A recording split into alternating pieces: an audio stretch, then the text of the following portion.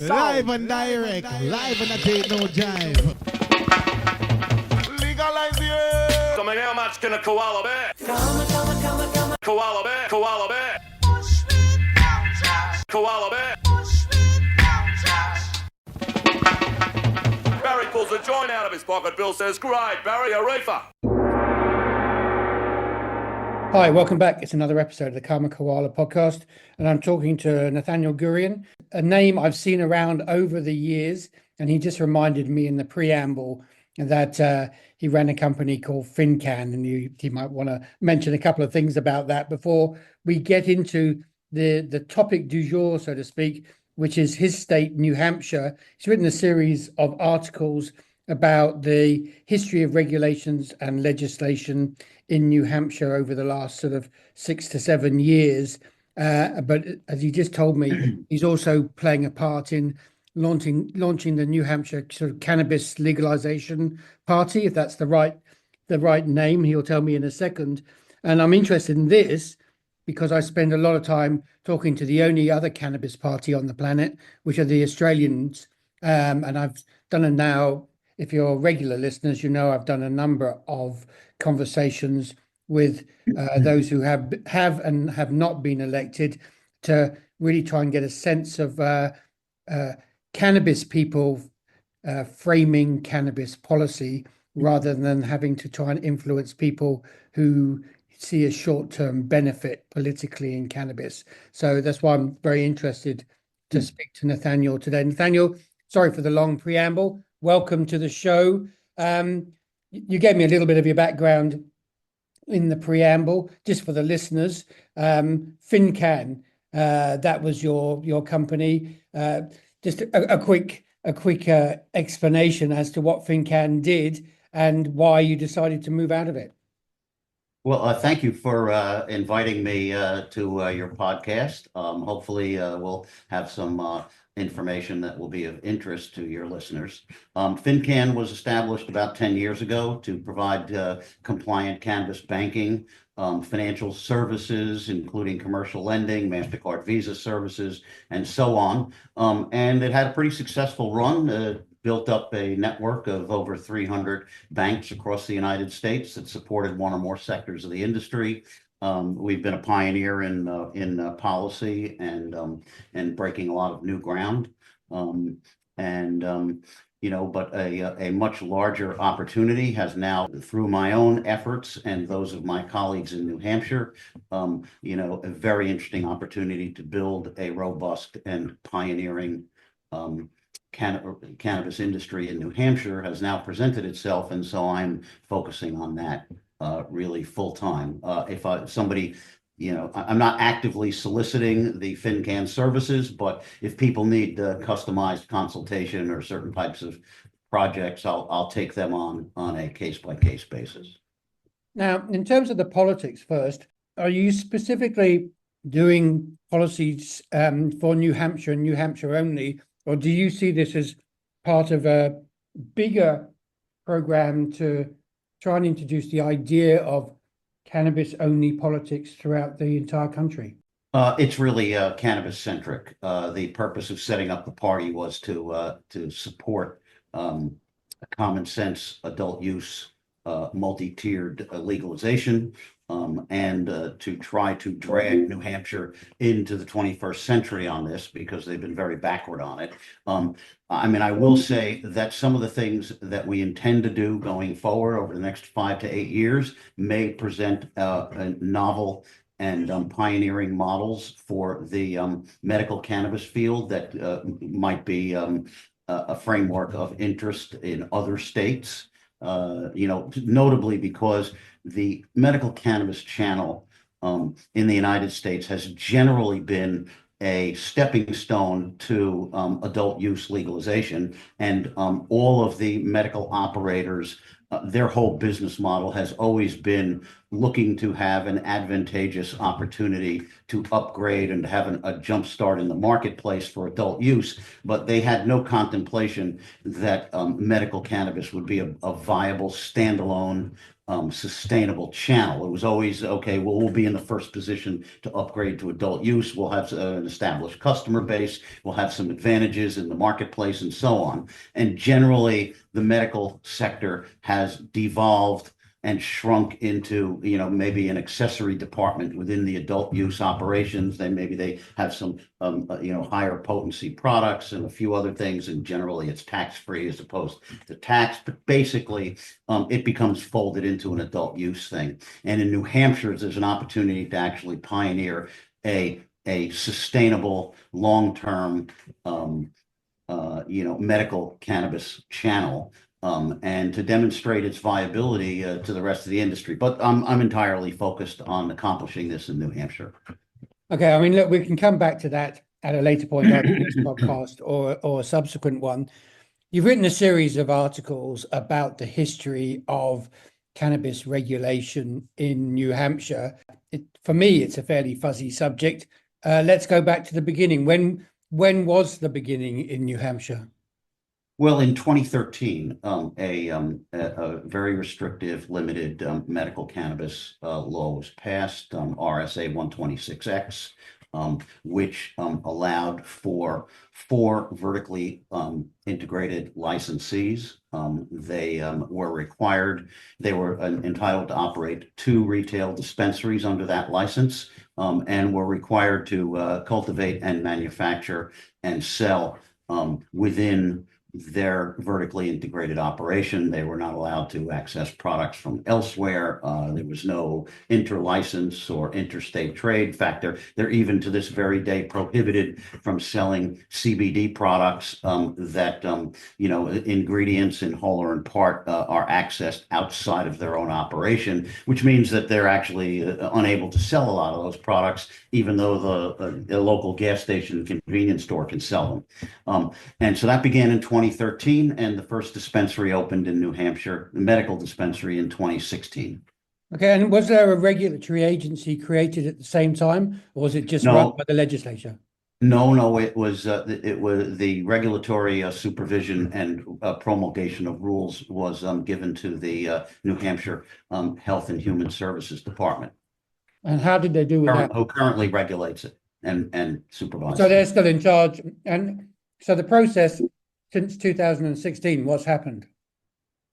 Since then, you mean? Yeah. There are 3 ownership groups who hold the 4 licenses. That is to say, one ownership group holds 2 licenses and are entitled to open 4 dispensaries. They have only opened 3 so far, substantially as a result of the fact that their access to capital and financing is extremely constrained, because even as we speak, they remain constrained to operate as nonprofits. So they can't have stockholders, they can't raise money, they can't, bring in capital. Their cost of financing is very high. So they have not really had the capital to open their 4th location. And there's 2 other licensees and 2 other ownership groups, each of whom hold 1 license, who have in fact opened their 2 dispensaries each. Health and Human Services has allocated territories to them, so they are required to open their dispensaries within a certain geographic area of the state. So right now, as of today, there are 8 authorized retail locations under the 4 licenses, 7 of which are operating. Okay, and as a medical patient in New Hampshire, I presume you have to hold a card. Do you physically have to go to those locations to access your medical cannabis? And what are the rules and regs determine whether you can be a medical cannabis patient or not? First, yes and yes. You do need a card, and you do need to visit the dispensary to collect your medicine. What's happened in New Hampshire is that originally it was highly restrictive, and in simple terms, you had to be dying of something or have some unbelievably debilitating condition in order to get a card. It remains true today that telehealth patient visits do not qualify, and you must actually visit originally at the time, a physician, an MD, in order to be approved for your condition. That condition remains today, and so consequently, one of the obstacles or speed bumps in getting a card is you can't do it by telehealth. You have to, find and visit a medical practitioner. One of the interesting and novel developments that has occurred over the last few years in New Hampshire is that two things have opened up dramatically with regard to the medical channel. Number one is they have evolved through a series of bills signed last year and the previous year. They've opened up the acceptable medical conditions from what can be described as you need to be dying of something to you need to be breathing, literally, because they've added conditions such as chronic pain, which anyone can have. Well, that's the one they all have in Australia. That everybody has some Right. sort Well, of chronic pain. but now, in an amazing twist of progressiveness that was stunning in New Hampshire, given its regressiveness, they also added general anxiety. Okay, which is even more. That's about every US citizen at the moment, isn't it? Yes, it is, and there are those who, for example, now would come under that umbrella because they may suffer anxiety as a result of running low on their supply of cannabis.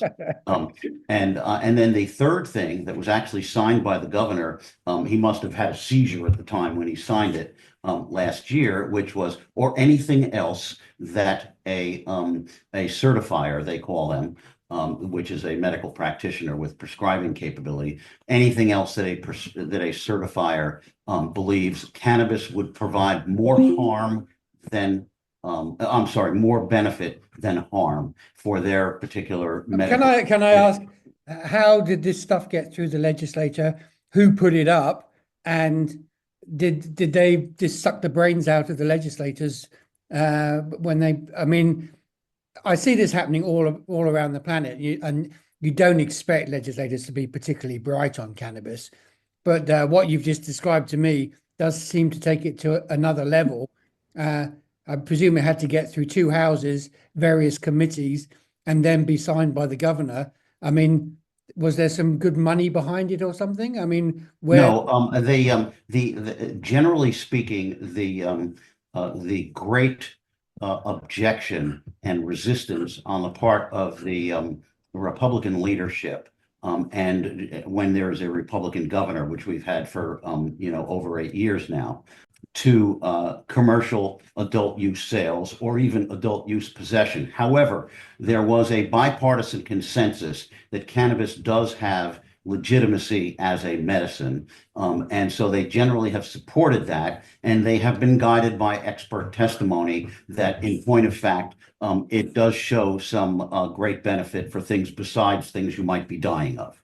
And so they have been willing to go along with that, and generally have not had anywhere near the same resistance in making those type of incremental improvements in the medical program, even though they have a bright wall around upgrading that to adult use, or again, it's a de facto adult use.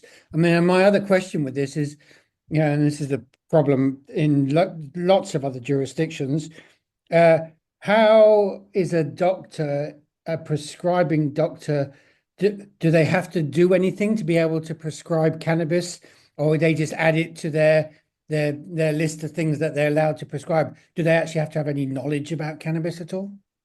No. Further to that, by the way, they don't prescribe. That actually is a federal DEA function. And they are prohibited from prescribing things that are Schedule I and have no therapeutic effect. So what they do is they certify people as having a qualifying condition.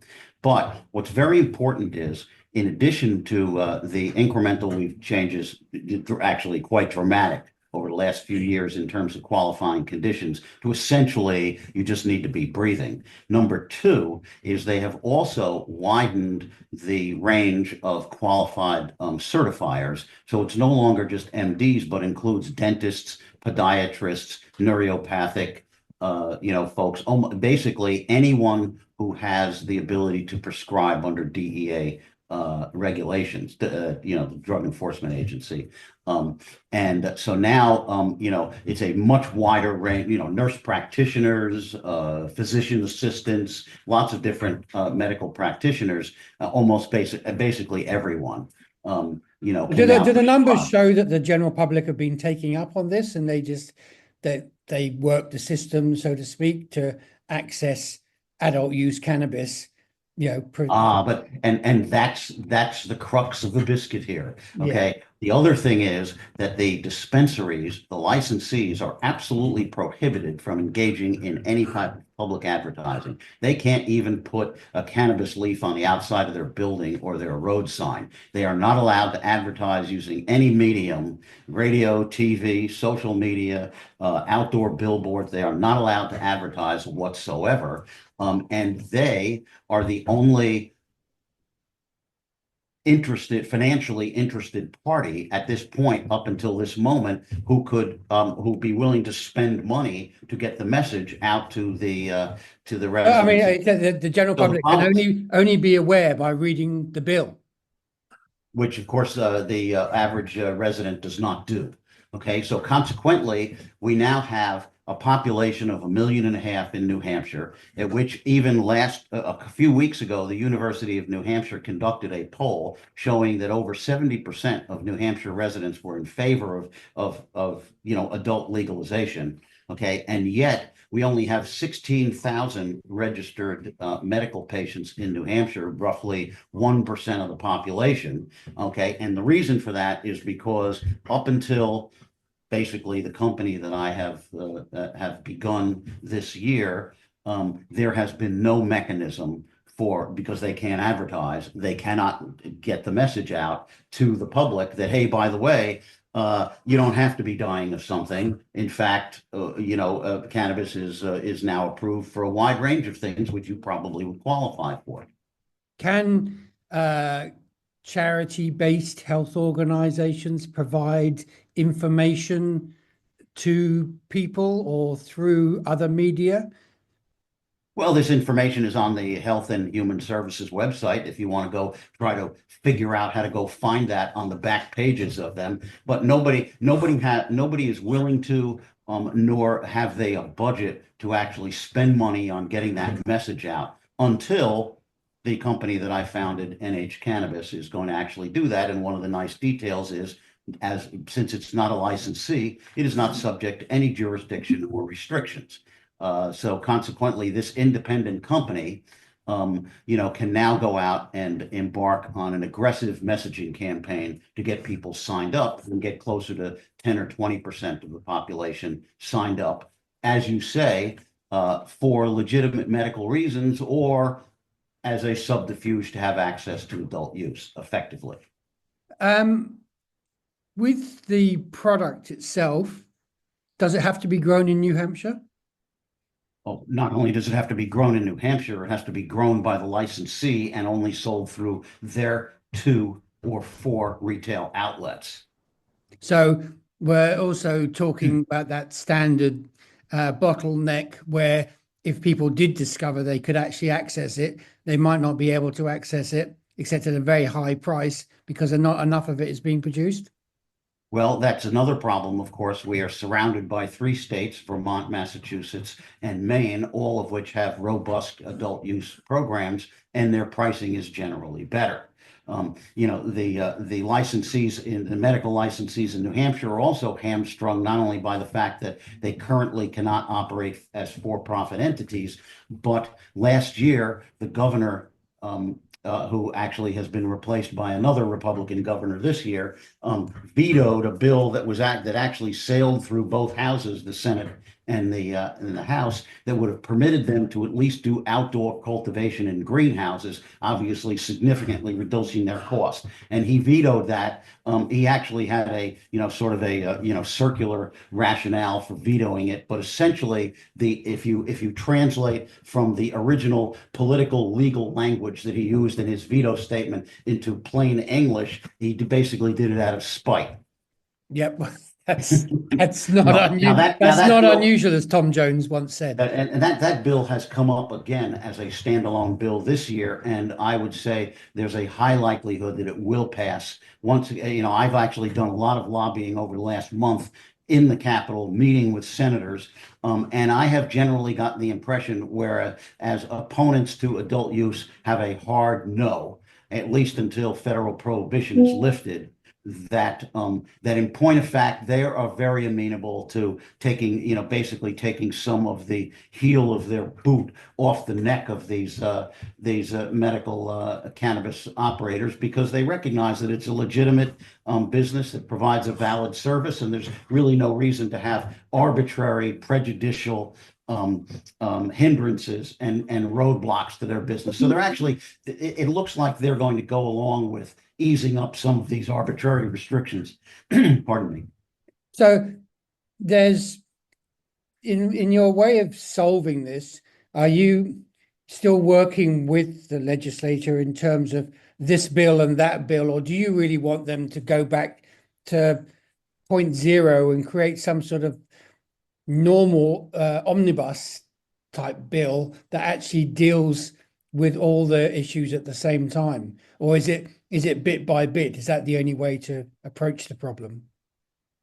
There's no possibility that the current governor is going to sign a adult use legalization bill in her first term, which is 2 years, and this is year one. There's no chance that she's going to sign that, unless, of course, we create a hearts and minds situation in which she feels like she's got a devil's choice. I think that even under those circumstances, she wouldn't sign an adult use legalization bill. But I did set up a political tactic several weeks ago in which I would have created a poison pill for her to veto, or for the Senate to reject, a simple adult use possession, which they also have opposed.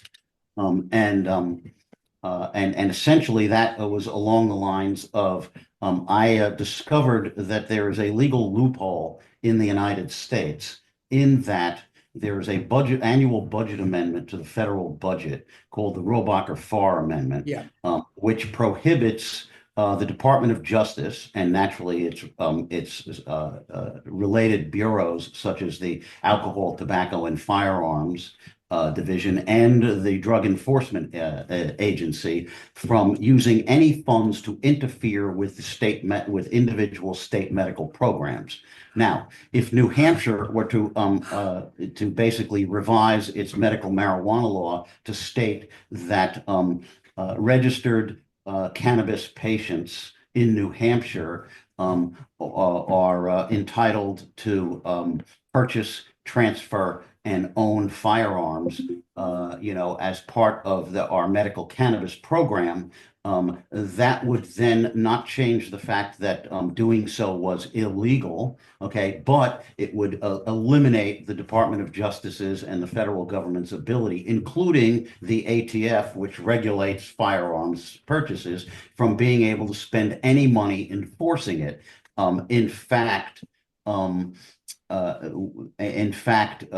Basically eliminating that restriction on people, which is a conundrum.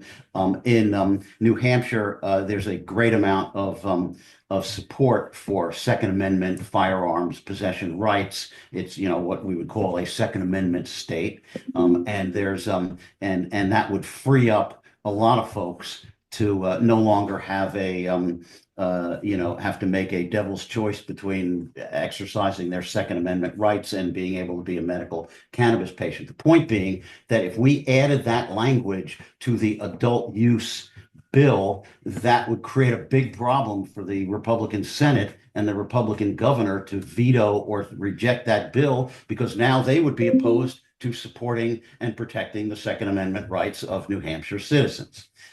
As it turns out, the Democratic leadership did, for whatever reason, was not able to attach that bill to the legalization bill. And it looks like we're going to have that introduced at the end of this year as a standalone bill that I will be basically giving to one or more appropriate senators and state reps to introduce, in exchange for their cooperation on other things.